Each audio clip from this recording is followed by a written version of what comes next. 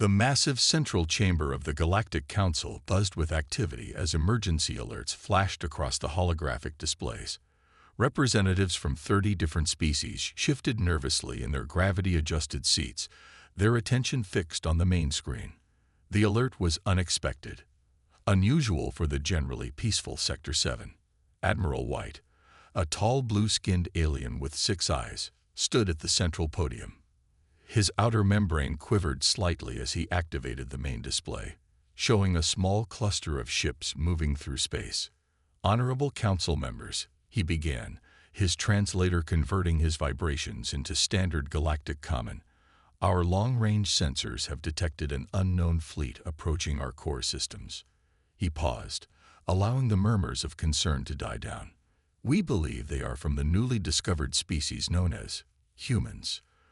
The word humans caused several council members to relax visibly. Humans were newcomers to the galactic stage, having achieved faster-than-light travel only 50 years ago. They were still considered primitive by most council standards. "How many ships?" asked Council Leader Green, his crystalline form reflecting the chamber's lights. Admiral White's outer membrane rippled in what his species considered a smile. 12 ships, Council Leader."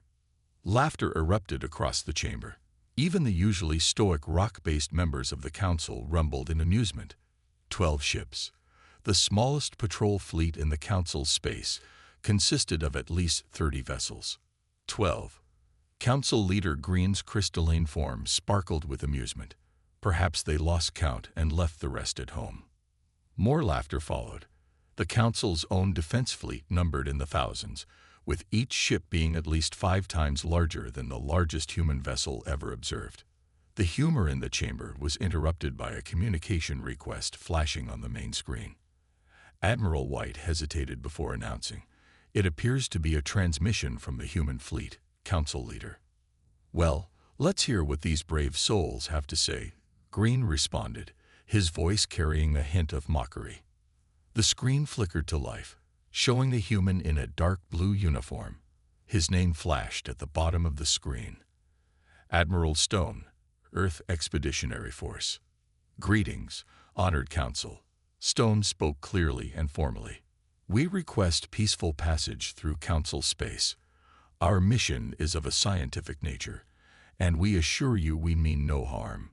Council Leader Green's crystalline form pulsed with barely contained amusement. "Admiral Stone, you realize you are bringing military vessels into Council space, with only 12 ships. We are aware of our fleet's size." "Yes," Stone replied calmly. "We have provided all necessary documentation and flight paths as per Council regulations." Admiral White interrupted. "Our scans show your vessels are even smaller than standard human ships. Each one barely registers as large enough for a crew of 50. Surely this is some kind of mistake." Stone's expression remained neutral. "No mistake, Admiral.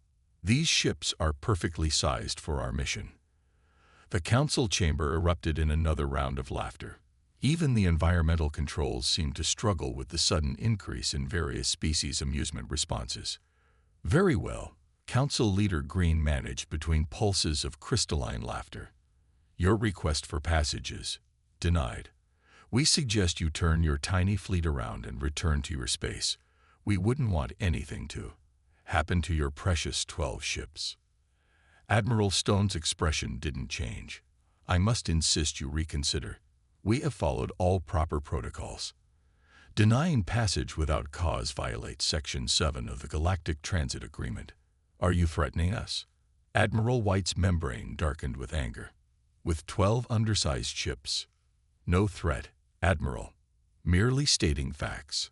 Stone's calm demeanor seemed to irritate the council members even more. "We will proceed as planned, following our submitted flight path." Stone out. The screen went dark, leaving the council chamber in momentary silence before eruptions of outrage and amusement mixed together. The audacity! Admiral White vibrated with anger.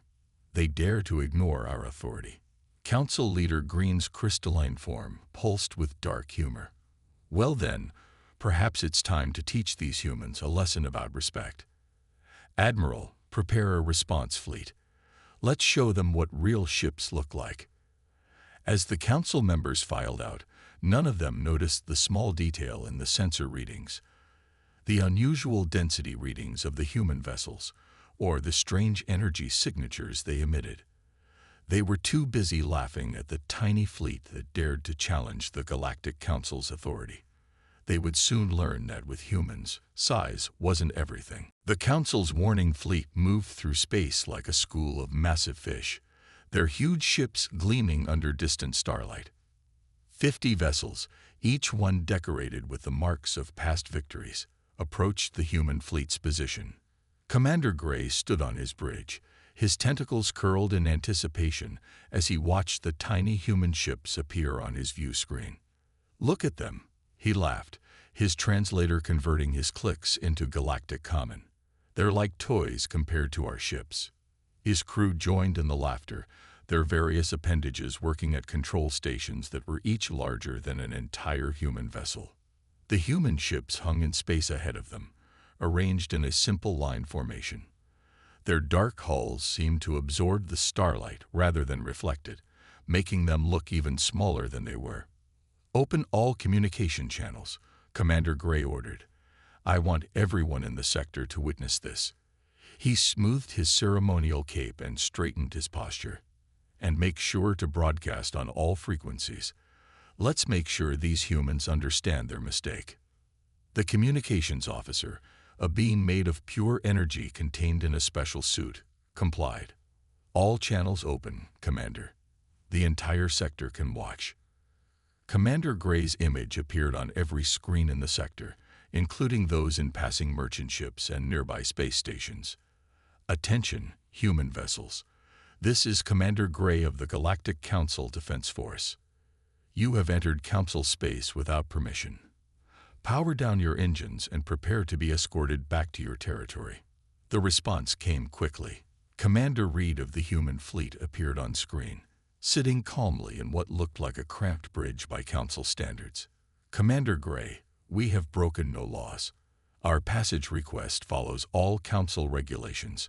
We ask again for peaceful transit." Peaceful transit. Gray's tentacles wiggled with amusement. "With military vessels. Do you take us for fools?" He turned to his weapons officer. "Target their lid ship. Let's show them what happens to those who disrespect Council authority." The massive Council ships moved into attack formation, their weapons ports opening like giant mouths ready to swallow the tiny human vessels. "This is your final warning," Gray announced, making sure his image was still broadcasting across all channels. "Turn back now, or face the consequences." What happened next surprised everyone watching. The human ships began to move, but not to retreat. They split apart with a speed that seemed impossible for their size, taking up new positions that made no sense to the Council commanders. "What are they doing?" Gray's second-in-command asked, his crystalline form shifting with confusion. "That's not any combat formation I've ever seen." Commander Reed's voice came through again, still frustratingly calm. "Commander Gray, we do not wish to engage in combat. However, we will defend ourselves if attacked. Please reconsider your actions." Gray's tentacles turned dark with anger. "You dare to threaten us? Your ships are so small, our sensors barely register them as military vessels." He turned to his crew. "Send the attack plans to all ships. Let everyone see how the mighty Council deals with upstart species." The Council fleet's battle plans flashed across all channels, a standard overwhelming force approach that had worked countless times before. Their massive ships would surround the humans, their superior firepower would make short work of the tiny vessels, and the sector would have a new story to tell about why you don't challenge Council authority. "All ships, prepare to fire," Gray ordered, his tentacles now almost black with rage. "Let's make this quick. I don't want to be late for dinner." But as the Council ships moved into their firing positions, something odd happened. The sensor readings from the human ships began to fluctuate wildly. Their energy signatures shifted in ways the Council's computers couldn't understand. "Sir," the sensor officer called out, worry clear in their voice. "Something's wrong with our readings. These ships, they're not registering like anything we've seen before. Commander Gray ignored the warning. Enough delays. All ships, open fire on my mark. As the Council weapons powered up, the human ships remained perfectly still. Commander Reed's final transmission came through, his voice carrying a hint of sadness. Remember, you chose this path. The space between the two fleets lit up with the first salvos of Council weapons fire. But what happened next would change the way the entire galaxy looked at human ships forever. No one in the Council fleet noticed that the human vessels had actually grown slightly denser during the conversation. No one thought to question why such small ships would stand their ground against overwhelming odds. They were about to learn the hard way that humans had mastered technologies the Council had never even dreamed of. The massive energy beams from the Council ships lit up space like artificial suns. Commander Gray watched with satisfaction as the barrage of weapons fire streaked toward the tiny human vessels. In his mind, the battle was already over. No fleet of this size had ever survived a full assault from Council warships. But then something impossible happened. The human ships moved. Not just moved. They danced. Their small size, which had been the source of so much mockery, suddenly became their greatest advantage. They slipped between the energy beams like water through fingers, moving with a speed and grace that seemed to defy physics. Impossible. Gray's tentacles writhed in confusion. Nothing can move that fast. His sensor officer's voice shook with disbelief. Sir, you need to see these readings. The human ships, they're changing. On the main screen, the sensor data told an incredible story. The density of the human ships was increasing rapidly. What had appeared to be small, flimsy vessels were actually compressed masses of ultra-dense materials. They weren't small ships at all. They were massive warships compressed down to a fraction of their size. All ships, fire again. Gray ordered, panic creeping into his voice. Don't let them. He never finished the sentence. The human ships began their counterattack. Commander Reed's voice came through all channels, calm as ever.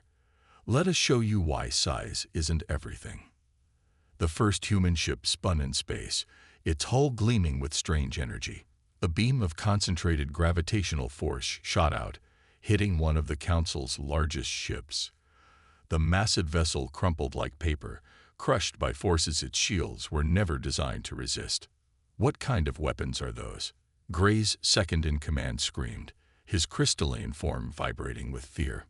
The answer came in the form of more demonstrations. The human ships, still moving with impossible speed, unleashed their full arsenal. Gravity weapons crushed Council ships. Dense mass torpedoes punched through shields like they weren't there. Compressed space bombs created localized singularities that tore vessels apart. Sir, the communications officer called out, we're receiving damage reports from all ships. Our shields are useless against their weapons. On the main screen, Gray watched in horror as his mighty fleet fell apart. The human ships, those tiny vessels they had laughed at, were unstoppable. Their true nature was now clear. They were marvels of human engineering, warships compressed through advanced gravity manipulation technology into small, dense packages. How? Gray managed to ask as another Council ship imploded. How did they build such things? The answer came from Commander Reed, who was still broadcasting to all channels. Humanity learned long ago that bigger isn't always better. We focused on density, not size. Every ship in our fleet masses more than your largest vessel, just packed into a smaller space. We tried to warn you. The battle, if it could even be called that, lasted less than 10 minutes. When it was over, 30 of the Council's 50 ships were destroyed or disabled. The remaining 20, including Gray's command ship, hung in space, their weapons powerless against the human technology. Commander Reed's face appeared on all screens again. We will now continue on our planned route. We've transmitted medical coordinates to your remaining ships. You'll find rescue and medical ships waiting there. Please tend to your wounded. Gray's tentacles had turned pale with shock. He could barely speak as he watched the human ships resume their original formation. Their hulls still gleamed darkly, but now everyone knew what that darkness meant. Layers upon layers of super-dense materials, protecting ships that carried more mass in their small frames than entire Council fleets. Send word to the Council, Gray finally managed to say. Tell them we were wrong. These aren't tiny ships. He struggled to find the words. They're human ships. As the human fleet moved away, continuing on their original course, messages raced across Council space. The story spread quickly, how 12 tiny ships had defeated 50 of the Council's finest vessels, how humanity had mastered technologies that the Council had never even imagined, how size had proven meaningless against human ingenuity. And in the Council chambers, where laughter had echoed just hours before, a very different sound could now be heard. The sound of worried voices asking the same question over and over. What else can humanity do that we don't know about? The Council chamber was no longer filled with laughter. The massive room, usually a place of order and ceremony, had descended into chaos. Representatives from 30 species argued loudly, their voices mixing into a storm of accusations and fear. Council Leader Green's crystalline form pulsed with dark, angry colors as he watched the battle recordings for the 20th time. On the main screen, the human ships danced through space, destroying the Council's finest warships as if they were toys. Impossible, he shouted, his crystal structure vibrating with rage. These recordings must be fake. Admiral White, his blue skin now pale with stress, stepped forward. His 6 eyes were fixed on the floor, unable to meet the Council Leader's gaze. The recordings are real, Council Leader. We've checked them 100 times.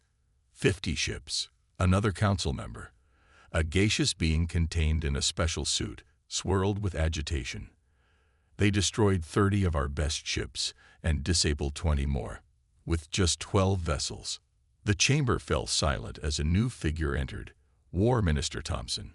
His mechanical body clicked and whirred as he walked to the center of the room. Unlike the others, he showed no signs of fear or confusion. The solution is simple, Thompson's metallic voice echoed through the chamber. We send everything we have. The entire battle fleet, 300 ships. We will crush these humans and their dense mass technology. Admiral White's membrane rippled with concern. But War Minister, you saw what they did to our first fleet. Their technology was lucky, Thompson interrupted. They surprised us once. It won't happen again. His mechanical eyes glowed brighter.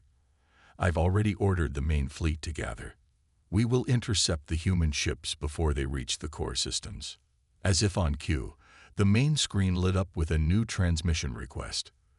The room fell silent as Council Leader Green reluctantly accepted the call. Admiral Stone's face appeared on the screen, as calm as ever. The human looked tired but determined.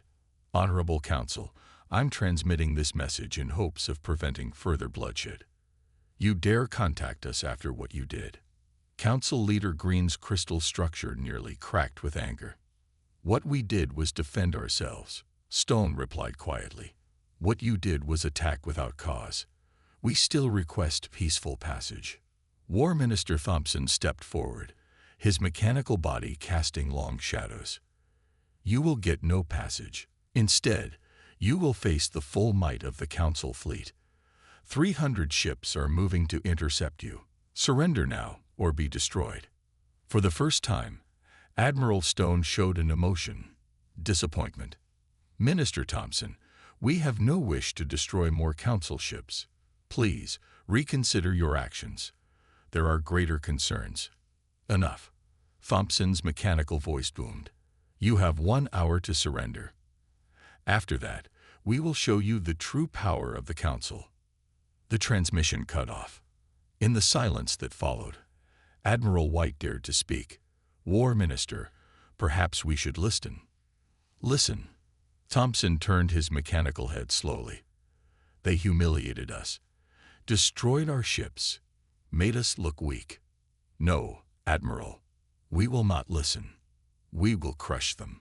On the main screen, Tactical displays showed the Council's main battle fleet moving into position. 300 massive warships, each one bristling with weapons, converged on the human fleet's position. Look, Council Leader Green's crystal form stabilized slightly. They're splitting up. The human ships are breaking formation. They know they're doomed. Indeed, the 12 human ships had separated into smaller groups. But Admiral White noticed something strange about their movement pattern. "That's not a retreat formation," he said quietly. "They're taking up tactical positions." War Minister Thompson ignored the warning. His mechanical fingers tapped commands into the central console, transmitting attack orders to the fleet. "All ships, prepare for battle. Show no mercy. The Council's honor must be restored." As the massive Council fleet moved forward, none of its leaders noticed the subtle changes in the human ship's energy readings. None of them saw the strange ripples in space around the small vessels. None of them realized that the humans weren't running away. They were preparing for something. They were about to learn why humans smiled when their enemies brought overwhelming force to a battle. Space lit up like a new star being born as 300 Council ships opened fire at once. Energy beams, plasma torpedoes, and destructive rays of every color crossed the darkness, heading straight for the 12 human vessels. War Minister Thompson watched from his command ship, his mechanical face frozen in what passed for a smile. "Finally," he said, "let them see what real power looks like." But something strange happened. As the massive wave of weapons fire approached, the human ships began to glow with an odd blue light. Their already dense forms seemed to shimmer, like heat waves over hot ground. Admiral Stone's voice came through on all channels. "You leave us no choice. Initiating mass shift protocols." The weapons fire hit, and passed straight through where the human ships had been. In their places were what looked like holes in space itself, dark spots that seemed to bend light around them. "What's happening?" Council Leader Green demanded, watching from the command center. "Where did they go?" The answer came in the form of 12 brilliant flashes of light. The human ships reappeared, but they were different. Their hulls now rippled with energy, and sensor readings showed they had somehow become even denser than before. "Mass shift complete," Admiral Stone announced calmly. "Now please watch carefully. This is why we don't build big ships." The human vessels moved. But this time, they didn't just dance. They broke the laws of physics as the Council understood them. Each ship could suddenly change its mass at will. One moment, they were light enough to move faster than any Council ship ever built. The next, they were so dense that nothing could stop them. The first human ship demonstrated this by becoming nearly massless, accelerating to impossible speed, then instantly becoming super dense just before impact with a Council heavy cruiser. The resulting collision tore the much larger ship in half. "Impossible." War Minister Thompson's mechanical voice actually cracked. "Nothing can change its mass like that." But the humans weren't done. Their ships split into pairs, working in perfect coordination. One ship would become super light, drawing enemy fire, while its partner became super dense, unleashing weapons that bent gravity itself. Council ships began exploding everywhere. Their shields, designed to stop energy and physical impacts, were useless against weapons that manipulated the fabric of space itself. The human ships' gravity lances crushed entire squadrons of Council vessels. Their mass-shifted torpedoes passed through shields like they weren't there, then became dense enough to punch through the strongest armor. "Fall back," Thompson ordered, his mechanical confidence finally breaking. "All ships, retreat." But retreat wasn't easy when facing an enemy that could control mass itself. The human ships herded the Council fleet like shepherds with sheep, their gravity weapons creating zones that no ship could safely pass through. From his command ship, Admiral Stone spoke again. "Your ships are now surrounded. Power down your weapons, and no more lives need to be lost today." The main battle had lasted less than 20 minutes. Of the 300 Council ships, over 200 were destroyed or disabled. The remaining vessels floated helplessly, caught in the humans' gravity fields. War Minister Thompson's mechanical form shook with rage and disbelief. How? How can such small ships do this? Admiral Stone's response was broadcast to every surviving ship. Size has nothing to do with it. Humanity learned long ago that the key to space warfare isn't building bigger ships. It's understanding and controlling the fundamental forces of the universe itself. Each of our ships can manipulate its own mass and the space around it. We compressed our technology instead of just making it bigger. In the Council Command Center, the representatives watched in stunned silence as their mighty fleet hung broken in space. The human ships, still glowing with that strange blue energy, looked like tiny stars among the wreckage. Admiral White's membrane had turned almost transparent with shock. "All this time," he whispered, "we thought they were primitive because they built small ships. But they weren't primitive at all." No, Council Leader Green's crystal form dulled with the realization. They were just so far ahead of us that they didn't need to build big ships anymore. As the Council leaders watched their defeated fleet drift in space, they finally understood. Humanity hadn't built a tiny fleet because they couldn't build bigger ships. They had built small ships because they had mastered something far more important: the very forces that held the universe together. The Council's emergency meeting chamber felt different now. The proud representatives who had once laughed at human ships sat quietly, their earlier arrogance replaced by nervous tension. The room's massive displays showed the aftermath of their defeat: hundreds of Council ships floating powerlessly in space, surrounded by 12 human vessels that still pulsed with strange blue energy. Council Leader Green's crystalline form had lost its previous sparkle. We should hear what they have to say." The main screen activated, showing Admiral Stone's face. Behind him, his small bridge now seemed different to the Council members. What they had mocked as cramped and primitive now looked efficient and advanced. "Honorable Council," Stone began, "now that we have your attention, we need to discuss the real reason for our passage through your space." War Minister Thompson, his mechanical body showing battle damage, spoke up. "Real reason? You destroyed our fleet." "No," Stone corrected calmly. "You forced us to disable your fleet after you attacked us. Twice. We could have destroyed every ship, but we chose not to. Because we need you." This statement caused confused murmurs throughout the chamber. Admiral White stepped forward, his blue skin still pale from the battle. "Need us? For what?" Stone's expression grew serious. "Our long-range sensors detected something approaching Council space 3 months ago. Something that makes our little fleet battle look like a children's game." The Admiral pressed a button, and the screen filled with sensor data. Even with their advanced technology, the Council members struggled to understand what they were seeing. What is that?" Council Leader Green asked, his crystal structure vibrating with concern.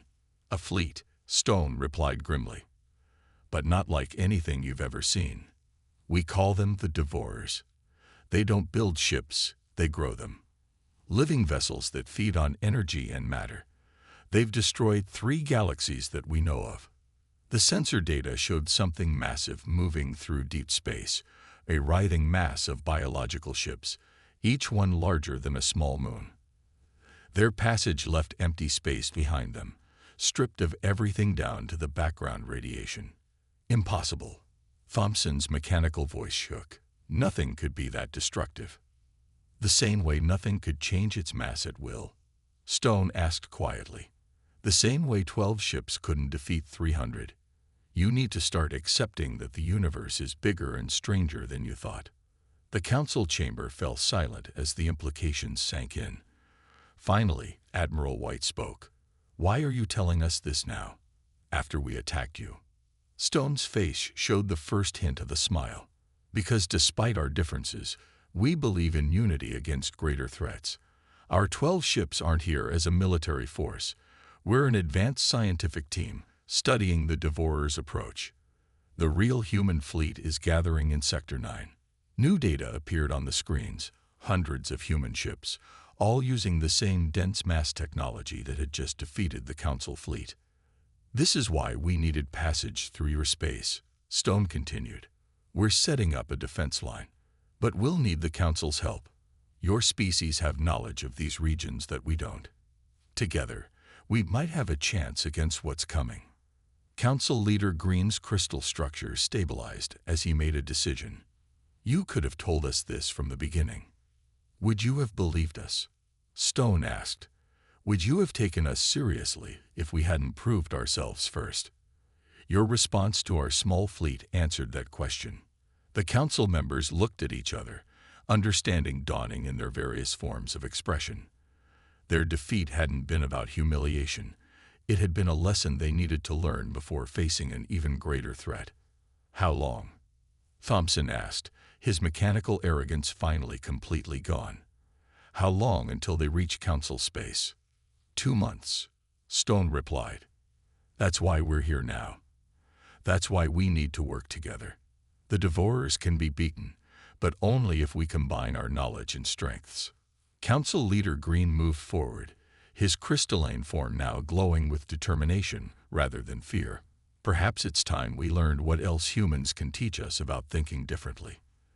As the Council members began discussing emergency preparations, many of them realized a simple truth.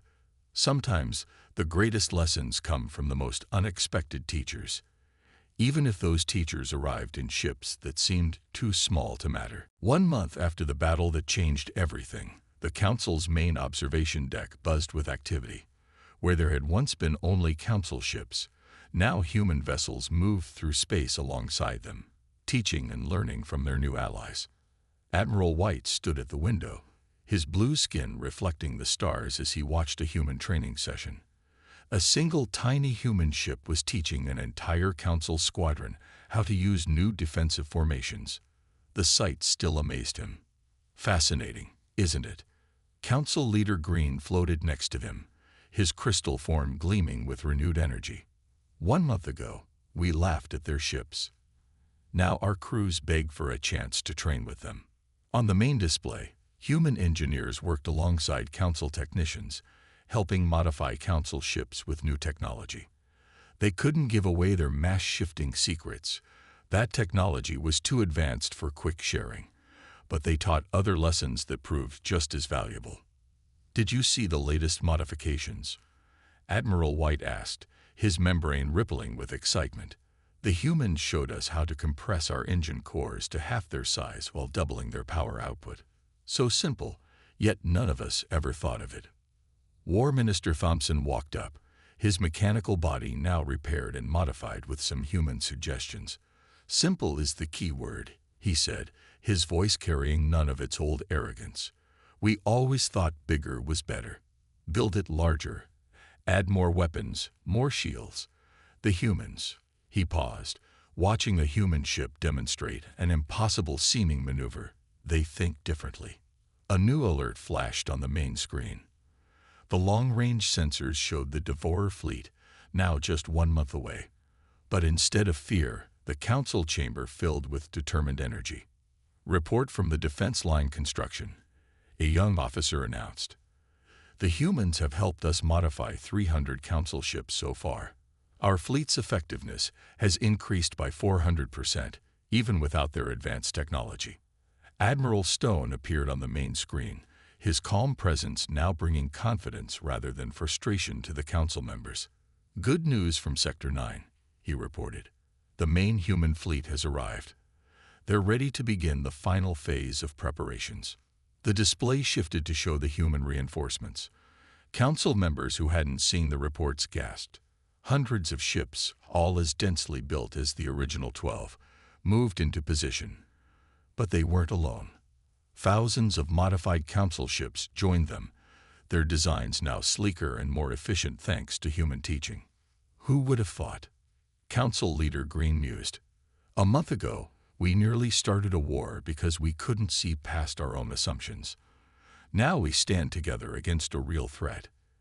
In the space around them, more human ships arrived daily, each one carrying new lessons. The Council's military academy had thrown out half its old textbooks, replacing them with new principles learned from their human allies. Size and power meant nothing without efficiency and innovation. There's an old human saying, Admiral Stone shared during the final planning session. The bigger they are, the harder they fall. The Devourers built their ships as big as moons because they never imagined anyone could stand against them. Just like you built your ships massive because you thought that meant strength. And now, asked Admiral White, now you understand what we learned long ago. Stone replied with a smile. True strength isn't about size. It's about making the most of what you have. Being smarter, not bigger. More efficient, not more powerful. As the combined human and council fleet prepared for the coming battle, the council chambers added one final protocol to their core laws. Carved into the crystal walls where everyone could see it, it read, Judge not by size or appearance, for the smallest human ship carries within it the knowledge of stars. Remember the day we laughed at 12 ships and learned from it forever. The Council's military records now started with a simple entry that would be read by generations to come. In the year we thought ourselves mighty, 12 human ships taught us humility. In teaching us our mistake, they saved us all. For had we not learned to look past our assumptions, we would never have been ready for what came next. The tiny fleet we mocked became the first step in our survival. And as the combined fleet made its final preparations, Council Leader Green added one last thought to the records. We thought we were teaching humanity its place in the galaxy. Instead, humanity taught us that the greatest power often comes in the smallest packages. The mighty Council had learned its lesson well. Now it was time to show the Devourers that size wasn't everything. Not when humanity stood with them.